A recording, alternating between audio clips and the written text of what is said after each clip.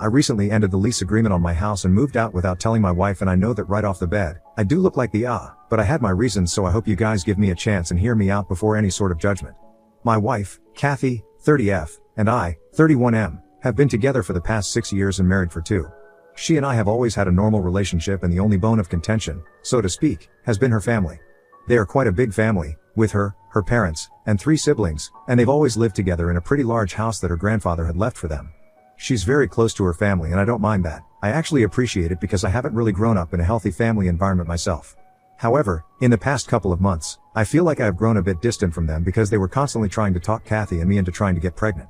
We had explained to them quite a few times that we were just not ready to have kids yet, but that did not deter them at all, because every time we visited them, or they visited us, someone or the other would bring it up and start talking about it, probably in the hopes that we would consider it and start trying to get pregnant. It would have been forgivable if it had been just her parents, since they are older and maybe think differently, but even her siblings would hop on the bandwagon and would often try to convince us that having kids was the greatest idea. I don't know what it was. Maybe they just romanticized the idea of having a huge and happy family, but it was just not realistic since neither of us was ready yet. Personally, I wanted to speak to them and let them know that it was not okay for them to be constantly bringing it up with us, especially when we had made it clear that we were not ready, since it made both of us quite uncomfortable and sometimes even annoyed. However, Kathy wanted to go a different way, and the way she wanted to deal with this situation was by not dealing with it at all. She told me that her family had always been involved in her life, and even now, they expected that they would have a say in things like this, but they didn't have any bad intentions, so we should just let it go. I didn't like the idea of not even saying anything because I knew that it would mean having to listen to them talk about this some more, but I didn't want to hurt, so we decided to drop it and didn't say anything to them. And whenever they would bring up the topic about having kids and stuff, we would just nod and smile and let it go until they dropped the topic themselves. That's why I had been finding it very hard to get along with them in the past couple of months and had been distancing myself from them. However, 2 weeks ago, something very unfortunate happened and they had a major fire at their house. It's in the process of getting reconstructed right now, and it's going to take a few months. Insurance has it all covered, so they don't need to worry about the money going into it either, but what they didn't need to worry about was the temporary accommodation that they would need, since their insurance plan would cover them just about a couple of weeks, and after that, they would be on their own and have to spend out of their own pockets. On top of that, all my siblings-in-law had also been living in the same house, as is the norm in Kathy's family. Nobody really moves out until they absolutely have to or really want to. Like Kathy only moved out when she decided that she wanted to stay with me before marriage, since that way, they don't have to worry about rent, and in today's economy, I totally understand that. What I don't understand is why her siblings can't find a place of their own to live at the moment and have to tag along with their parents wherever they go. It had become a problem for me because Kathy decided to invite her parents to come stay with us so they wouldn't have to spend any money on accommodation, since obviously, we were not going to ask them for rent. Had it been just them, I would have been fine with it, even though Kathy hadn't even discussed this with me before asking them. But she also told me that it wouldn't be just her parents coming to stay with us, but also her siblings, and they wouldn't be paying rent either. I had a huge problem with that because it's not like her siblings are really young, they are all in their 20s and are working right now. So it's definitely not like they cannot afford to pay rent, and I think it's unreasonable to expect that just the 2 of us will be able to handle taking care of all the expenses of a family of almost 7 adults, including ourselves. It was an impossible task, and there was no way that we would be able to avoid burning through our savings if we did not ask them to contribute to the household expenses. And I didn't mean just rent, I meant groceries, utilities, and whatever other costs were incurred during their stay. If they couldn't afford that, it would be better for them to find separate accommodation for themselves, because there was no way that I was going to allow Kathy's entire family to move in and live on our dime for the next couple of months. That's when Kathy started throwing a tantrum and told me that I was being selfish, even though I really don't think that was the case. I thought I was being perfectly reasonable because I did not see any reason why her entire family needed to come over and stay with us for free for the next couple of months, or why she had even invited them to do so, knowing that we would definitely not be able to afford that kind of thing. For context, I work in marketing and she's a high school teacher, and together, with the kind of income that we bring home, we might be able to support her parents and let them live with us for free for the next couple of months, but her siblings are out of the question. I kept trying to explain to her that they have jobs and they earn enough money to find places of their own, that they are adults and they will be fine. But she kept insisting that she had to have her whole family over because she wanted to be there for them in such tough circumstances. And she had already told them that they would not need to pay for anything while they were staying here, so she wasn't even willing to go back on her word and ask them to contribute if they wanted to stay with us, since that would make us seem like cheapskates. Never mind the fact that we would actually go block if we tried to live up to what she promised them without even thinking. She cared more about what they thought than about our own circumstances. So we just kept arguing about it for a good half an hour, and I tried my best to keep my cool, but it started to get really difficult because she just didn't get my point at all and kept making it sound like I was the one who didn't understand. Eventually, she just snapped at me and told me that I was never going to understand, And it was foolish of her to expect me to even try and sympathize with her because I was just an orphaned loser and I was never going to get what she was feeling. That hit me really hard because everyone who knows me knows that it's a really sore spot for me. I lost my parents in a car accident when I was little, around the age of 9, and then I was passed around from relative to relative and didn't have a proper home until my dad's uncle decided to adopt me at 13, just so that I would have a permanent home. He was nice enough to me, but there was no emotional connection since he was too busy with work, and the only reason he had even adopted me was because my grandparents were getting up there in age and nobody else was ready to take care of me on a permanent basis. Unfortunately, I lost him to cancer as well a couple of years ago, and since then, I don't really have any parental figures to look up to. My parents and my family, or their lack thereof, are a trigger for me, and Kathy, of all people, knows that really well. So I guess that's why she decided to hit me where it hurts. When she said that to me while arguing, I was so shocked that I just didn't say anything to her or in general for the next couple of hours. I went to my office and locked myself in, and I kept hoping that she would walk in, apologize or something, or at least try to speak to me, but she didn't. I thought that maybe she would come back to me the next day, but even then, she just left for work and didn't even look back. I was really disappointed and had a total breakdown, after which I decided that I was gonna leave. It was a really low blow, and if she didn't even feel sorry about it, it meant that she clearly did not love or respect me as much as I thought she did. Because if I had been in her place, no matter how angry I felt, I would never say something like that. So, that day, while she was at work, I decided to stay back home and speak to the landlord and told him that I wanted to end my lease. He told me that he would arrange for it, and after that was confirmed, I started packing my things, and with a couple of clothes and other essential belongings that I would absolutely need, I drove to a friend's house, and since then, I've been staying with him. Even after I left and did not come back, Kathy did not try to reach out to me, and it felt as if this made no difference to her at all, and even if I did, it was probably not as important to her as it was to prioritize her own ego.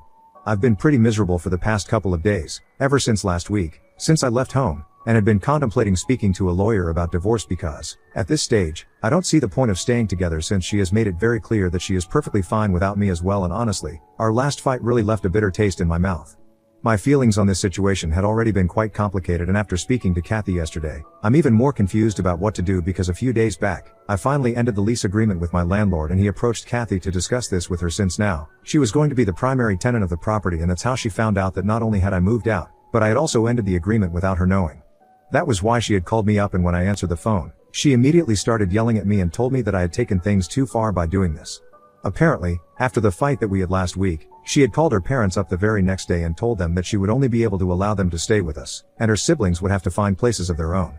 By doing that, she also ended up in a fight with them, and because she had gone back on her word and her family thought that she was giving me more importance than them, they were also not speaking to her anymore. However, I didn't know that since I hadn't bothered to speak to her, and I had been very upset about how she had treated me and what she had said, so I had left without a word. Both of us had kept waiting for the other to apologize, to reach out to us, and that had created a bit of an ugly situation because now, I had already signed off on ending the lease and she had to find out about it from the landlord and not me.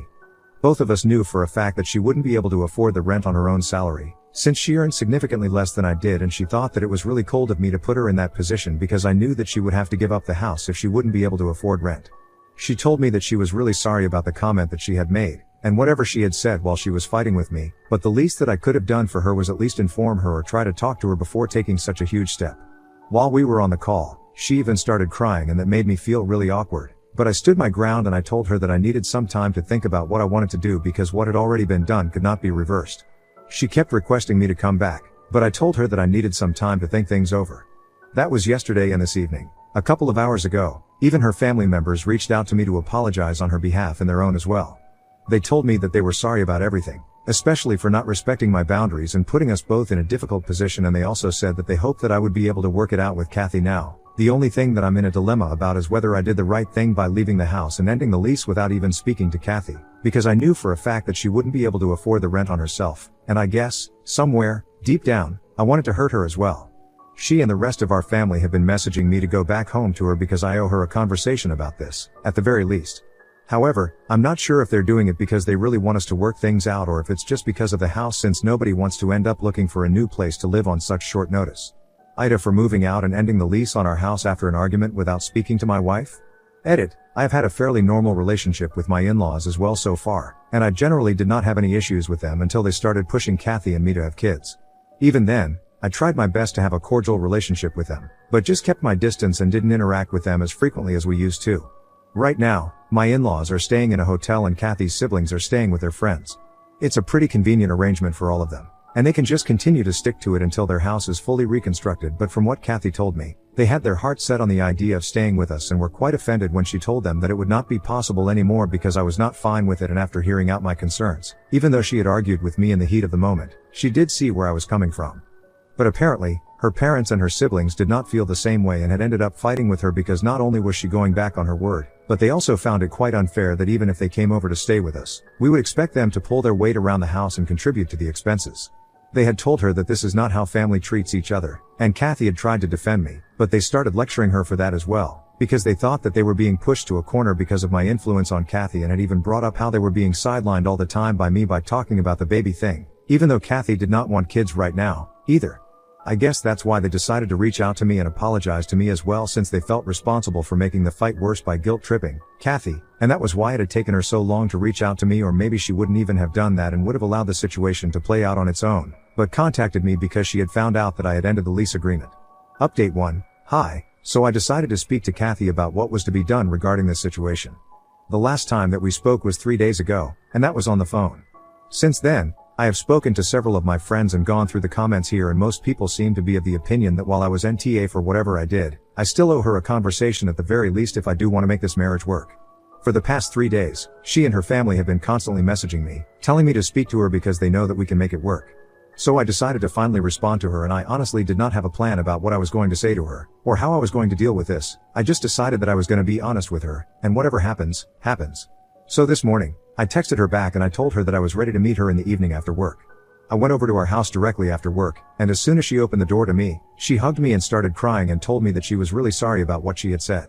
That was a bit surprising, but it was also quite relieving for me to know that she had been affected by this, because it had been breaking my heart to think that maybe she didn't care about us at all. After she backed away, and we sat down to have a proper conversation, she told me that she wanted to start off by apologizing once again, especially for the comment that she had made because it was particularly hurtful and below the belt, and she hadn't stopped regretting it ever since those words had left her mouth. But she had been too proud and angry to apologize at the time, and by the next day, she had spoken to her family and gotten into a fight with them as well, so things were going particularly badly for her, and that's why she kept delaying the apology until she realized that it might get too late. As soon as the landlord had spoken to her about me ending the lease, she decided to reach out to me because she really did not want to give up on our marriage, and she was willing to do whatever it took to make things right. She told me that she was determined to make it work and fix her mistakes because she knew that she had been in the wrong all along. And I have got to say, the way she handled the situation today, I really hadn't seen it coming. I had thought that she was going to try and pass off the blame to me somehow, or at least get defensive or something, because that's what had happened the last time that we fought. This time though, I felt like I was back with the Kathy that I had known for so many years and not the person who had really emotionally hurt me during our last fight. I had been pretty upset with her in the past couple of days ever since we fought, but today, I felt better about everything. Especially about my decision to come to see her and talk to her, because had I not done that, maybe we wouldn't have been sitting together and talking it out. Obviously, just trying to talk it out is not going to solve all our problems, and we acknowledged that as well. I told her that she had really hurt me with whatever she had said the other day while we were fighting. And she told me that she knew, and she explained to me that her family had been counting on her, and while trying to think about them, she had unintentionally sidelined me. And that had become a problem in the recent past because she was constantly trying to look out for their feelings and not hurt them, but in the process, I was getting pushed to the corner, and she realized that now. So we addressed that as well, and after talking about it for a bit, she told me that she felt a lot of pressure on her from her family all the time, and she felt like she constantly had to make sure that she did not hurt them, even if it came at the cost of being honest with them. If she was being honest, she could see my point, even while she was fighting with me, but she just did not want to admit it because that would mean saying no to her family. Even with the topic of children and stuff, it was the same thing. She just couldn't be honest with them because she didn't want to hurt them. And they were not the kind of family who took these things lightly either, since you guys already know that they had also fought with Kathy because she had gone back on her word. But she had to stand her ground because otherwise, she would have lost me, and now that things have come to a stage where her family's stubbornness is affecting our marriage, we decided that it was time to deal with it and let them know that they cannot push their boundaries constantly. So we have decided that she's going to speak to her family and sort things out with them, and in the meantime, I'm going to be looking for couples counseling because I think we could do better with it. A lot of my friends have also suggested it to me, since it's very obvious that I really want to make it work with Kathy because we have been together for a long time, and this is the first major snag that we have hit, so I believe that we can still make it work since it hasn't been something very extreme. I know this decision might not sit well with a lot of people, but I think our marriage is worth giving a chance because I've known Kathy for the longest time and I know what kind of person she is. So I'm confident that I'm doing the right thing, and of course, after she's done speaking to her family, things are going to change for the better on that front as well.